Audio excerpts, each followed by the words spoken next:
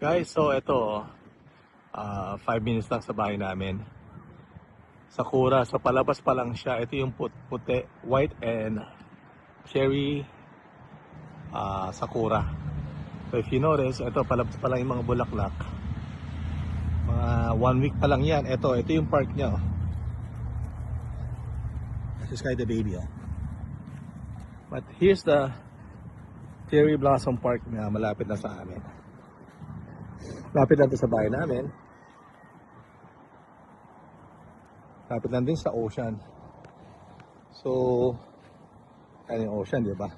So if we zoom straight to where we're looking at, you can see Yokohama area.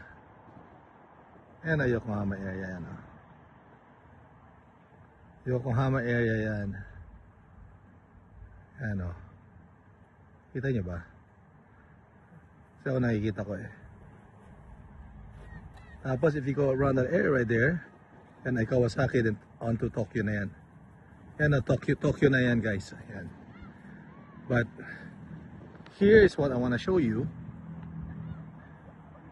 That this is mga next week mamumulaklak na itong mga cherry blossom. Ano? Ano? Ayan si Lolo. May picture si Lolo.